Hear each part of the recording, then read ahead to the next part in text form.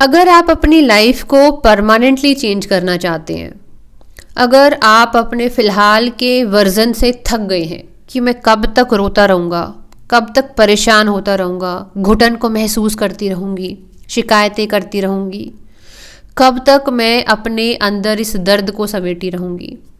अगर आप इस घुटन से और जो लाइफ में आप स्टक हो गए हो इससे बाहर निकलना चाहते हैं, तो मेरे पास एक बहुत खूबसूरत मॉडल है। मैंने लगातार 6 महीने लोगों के साथ काम किया, 1-to-1 सेशन किए, थेरेपी की, इमोशनल थेरेपी, और मैंने लगभग 3 हीलिंग बैचेस, नवंबर, दिसंबर, जनवरी अभी चल रहा है, जो अभी 12 फरवरी को ख़त्म होगा। तो मैंने 3 हीलिंग बैचेस लॉन्च किए जिसमें मैंने 25 से ज़्यादा लोगों के साथ काम किया, एवरेज 25 से ज़्यादा रहे। और मैंने इन सब लोगों में जो चेंजेस हैं उनको नोट किया। तो ये मेरा पर्सनल मॉडल है जो मैंने डेवलप किया, और इसको मैंने नाम दिया है E4। ई का मतलब है इमोशनल स्टेट। अगर आप हीलिंग को समझना चाहते हैं और इसको अपनी लाइफ में उतारना चाहते हैं, तो ये मॉडल मैं आपको समझा रही हूँ। ये आपको निश्चित तौर पर मदद करेगा। अगर आपके लिए संभव है तो पेन और पेपर लेके बैठिएगा। सबसे पहली स्टेट होती है E0। ई फॉर इमोशनल, क्योंकि इमोशन हर चीज़ का आधार होते हैं। आप अपनी लाइफ में इमोशन के बिना कुछ नहीं है। आगे आने वाले जीवन में आर्टिफिशियल इंटेलिजेंस, टेक्नोलॉजी इतना आगे बढ़ जाएंगी कि वो हर चीज़ अवेलेबल करा देंगी, लेकिन ह्यूमन इमोशन कोई रेप्लिकेट नहीं कर सकता। तो इमोशन हमारी सबसे बड़ी पहचान है, और बिना भावनाओं के हम कुछ नहीं कर सकते। अगर भावना ना हो तो एक औरत बच्चा भी पैदा ना कर पाए, क्योंकि उसमें इतना दर्द होता है। लेकिन वो एक भावनात्मक लगाव है अपने बच्चे के लिए, कोई भी दर्द झेलने के लिए तैयार रहती है। E0 क्या होता है?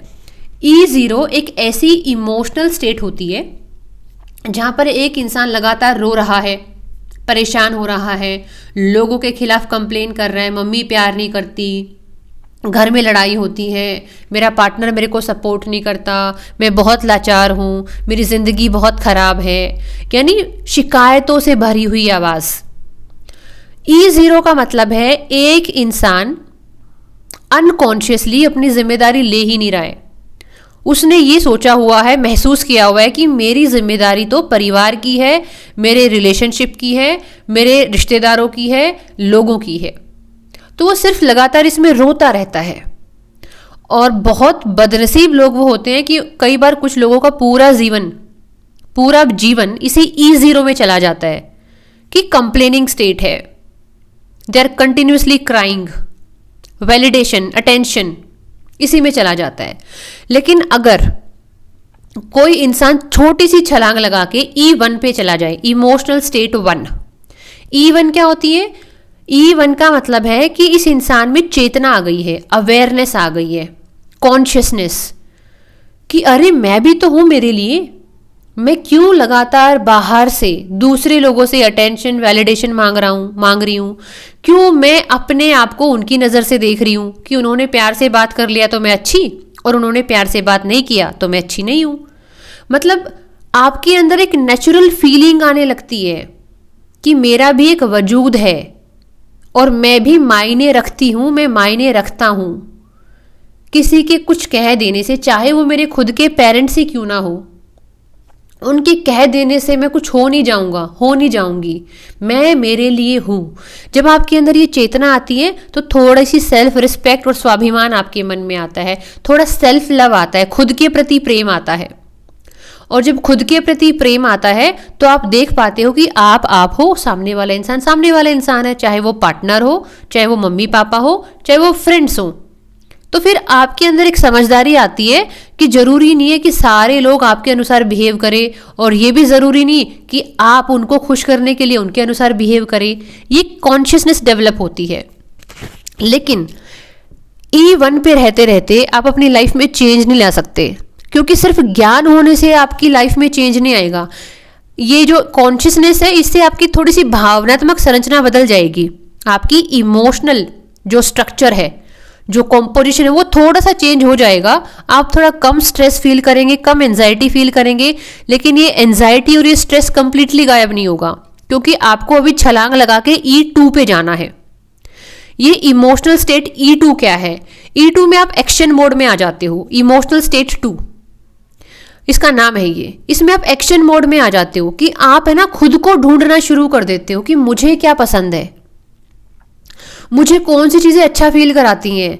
मुझे गाना पसंद है, नाचना पसंद है, खाना खाना पसंद है, या कपड़े ऐसे पहनना पसंद है, मुझे मॉर्निंग वॉक करना पसंद है, या एक्सरसाइज करना पसंद है, या गिटार बजाना पसंद है, अपनी पसंद का खाना बनाना पसंद है। क्या पसंद है मुझे? आप खुद से बातें करने लगते हो। आप बार बार उन चीज़ों को करते हो जहाँ से आपको एक पॉजिटिव रिस्पॉन्स मिलता है अपने लिए। बाहर से रिस्पॉन्स की बात नहीं कर रही मैं, आपको अपने टुवर्ड्स एक अच्छा रिस्पॉन्स मिलता है कि मैं ये काम कंटिन्यूसली कर रही हूँ, मैं एक्सरसाइज कर रही हूँ, मैं डाइटिंग कर रही हूँ, मैं बुक रीडिंग कर रही हूँ, मैं अपना जनरल राइटिंग कर रही हूँ, मैं मेडिटेशन कर रही हूँ। मतलब आप खुद से ढूंढते हैं कि मुझे मेरे अंदर वाले इंसान को क्या पसंद है। आप एक्शन मोड में आते हो। और पता है E2 की सबसे खूबसूरत बात क्या है? इसकी सबसे खूबसूरत बात यह है कि E2 में आप जैसे जैसे एक्शन लेते हो ना, आपका सेटिस्फेक्शन, आपका सेल्फ रिस्पेक्ट, आपका सेल्फ लव बढ़ता है। जैसे जैसे सेल्फ लव बढ़ता है, आपकी लाइफ में लॉ ऑफ अट्रैक्शन पॉजिटिवली काम करने लगता है। यानी आप बढ़िया बढ़िया चीज़ें अट्रैक्ट करना शुरू कर देते हो। E2 की पावर लिमिटेड है। पावर तो है E2 में, फिर आपको एक छलांग और लगानी पड़ेगी। इस स्टेट को बोलेंगे E3। ये E3 क्या है? E3 में क्या है कि अब आप लाइफ में छोटे छोटे गैप्स को भी ढूंढना शुरू कर दोगे। मतलब लाइफ में छोटी छोटी टॉक्सिसिटी कि नहीं ये मूवी नहीं देखनी, इसमें बड़ा वायलेंस है, बड़ी गंदी भाषा है, मुझे अपने दिमाग में मेंटली ऐसा कंज्यूम नहीं करना है, नहीं मुझे इन लोगों से नहीं मिलना, मैं 2 रुपये का नुकसान सह लूँगा, लेकिन मुझे इन लोगों के साथ काम नहीं करना क्योंकि मेरा मेंटल पीस हर्ट होता है। यानी आप खुद को प्रायोरिटी देने लगते हो। अगर आप एक स्टूडेंट हो, कोई एस्पिरेंट हो, तो आप ना वो ब्लॉक ढूंढने लग जाओगे कि यार इस वाले समय भी तो पढ़ाई हो सकती है ना, मैं फालतू में तो वेस्ट कर रहा हूँ। अगर आप हेल्थ कॉन्शियस हो तो आप सोचोगे कि इस खाने को इस खाने से रिप्लेस कर सकती हूँ ना। अगर आप एक प्रोफेशनल हो तो आप सोचोगे कि यार इस काम को ऐसे करूँ तो टाइम भी कम लगेगा, एफिशिएंसी ज़्यादा आएगी, क्लाइंट ज़्यादा खुश होगा। यानी आप है ना छोटे छोटे माइक्रो मैनेजमेंट में चले जाते हो अपने आप को और प्रोडक्टिव, एफिशिएंट और सेटिस्फाइड बनाने के लिए। ये E3 है। यानी इसमें आप बहुत एफिशिएंसी लेकर आते हो, प्रोडक्टिविटी लेकर आते हो, पैशन लेकर आते हो लाइफ की हर डोमेन में। और E3 करते करते आपकी आइडेंटिटी चेंज होने लग जाती है। मतलब आप अपनी ही नज़र में एक बड़े इंसान बन जाते हो कि हाँ मैं अपनी ज़ुबान की पक्की हूँ, या मैं अपने आप को बहुत प्यार करता हूँ, मैं अपने अपलिफ्टमेंट के लिए, अपनी तरक्की के लिए डेडिकेटेड हूँ, कमिटेड हूँ। यानी जहाँ पहले आपको अपने ऊपर विश्वास ही नहीं होता था, अब आपको अपने ऊपर विश्वास, प्रेम, साहस, करेज सब महसूस होने लगा है। और ये करते करते आप छलांग लगा जाते हो E4 में। इस स्टेट का नाम है इमोशनल स्टेट 4, E4। हमने E0 से शुरू किया था। E4 में क्या होता है? E4 में आप कंप्लीटली ट्रांसफॉर्म हो चुके हो। E4 एक ऐसी स्टेट होती है जब आप काम करते करते करते करते आपकी आइडेंटिटी परमानेंटली शिफ्ट हो गई है। हार्ड मास से वही इंसान लग सकते हो, लेकिन आपके तेवर बदल गए हैं, आपके चेहरे पे तेज आ गया है, आपके अंदर सेल्फ लव बहुत बढ़ गया है, आप अब अपने कमिटमेंट के पक्के हो गए हो। और अब आपको वो पुरानी लाइफ, पुराने लोग जो पहले टॉक्सिक थे, वैल्यू नहीं कर रहे थे, बाउंड्री मेंटेन नहीं कर रहे थे आपके साथ, आपको डिसरिस्पेक्ट कर रहे थे बेसिकली, अब वो लोग नेचुरली आपका अट्रैक्शन होना बंद हो जाएंगे, नेचुरली आपकी लाइफ से डिसअपियर हो जाएंगे या बिहेवियर चेंज कर लेंगे। और अब आप एक परमानेंट ऐसी स्टेट में आ जाओगे जहां आप खुद को बहुत पसंद कर रहे हैं, जहां आप अपनी हर चीज़ का ख्याल ऑटोमेटिकली रख रहे हैं, ऑटो पायलट मोड पे रख रहे हैं, आपको बहुत कॉन्शियस नहीं होना पड़ रहा। यानी आप एक परमानेंट एक ऐसी स्टेज पर आ गए हो कि आप एक अलग इंसान बन गए हो। अब आप वो इंसान बन गए हो जो डिजर्व करता है लोगों की रिस्पेक्ट।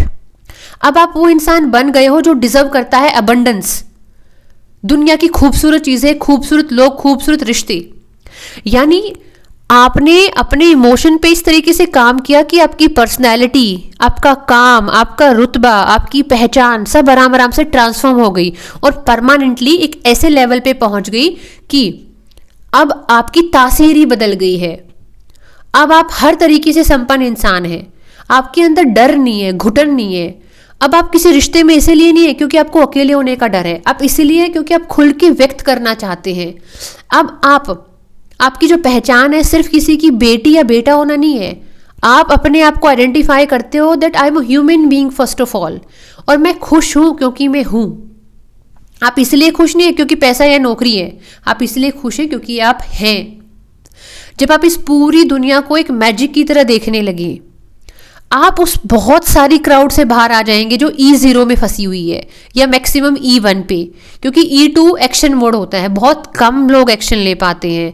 तो E2 E3 बहुत ही प्रिविलेज इमोशनल स्टेट है, लेकिन E4 तो बहुत रेयर है। E4 शायद आचार्य प्रशांत जी, BK शिवानी जी जैसे लोगों के लिए है, जिन्होंने बहुत साल अपने ऊपर काम किया और अब औरों की लाइफ में दीपक बने हुए हैं, उनको रास्ता दिखा रही है। इसके साथ, इस E5 मॉडल के साथ, यानी 5 स्टेट हैं, E0 E1 E2 E3 E4, लेकिन एक स्टेट और है।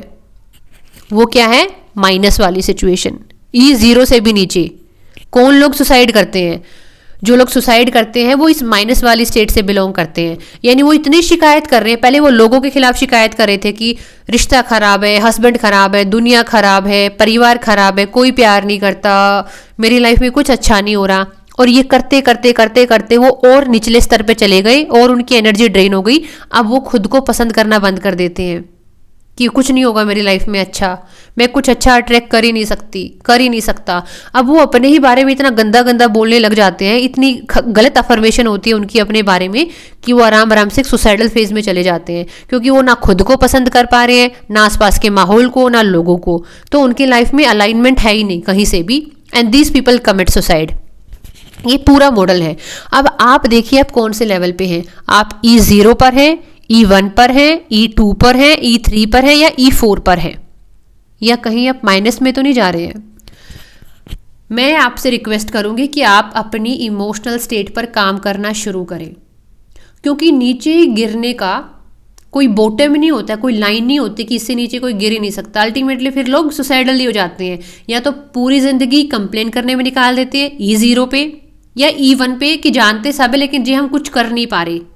तो अगर आप अपनी लाइफ को परमानेंटली चेंज करना चाहते हैं तो अपने लेवल्स को चेंज करिए, इमोशनल लेवल को चेंज करिए। कैसे चेंज कर सकते हैं? आप मेडिटेशन करें, आप अच्छा कंटेंट कंज्यूम करें, आप अच्छा खाना खाना चूज़ करें, टॉक्सिक लोगों से दूर रहें, ऐसी चीज़ों से दूर रहें जो आपके मन को हावी करती हैं। अपने आप को लेटर लिखें, अपने पेन को एक्सप्रेस करने के लिए लेटर लिखें। आप किसी अच्छे ग्रुप का पार्ट बने, चाहे वो आपके स्कूल का कोई पहले का ग्रुप रहा हो, अभी आपके आसपास कोई बढ़िया मंडली हो, जो भी आपके लिए संभव वो करें।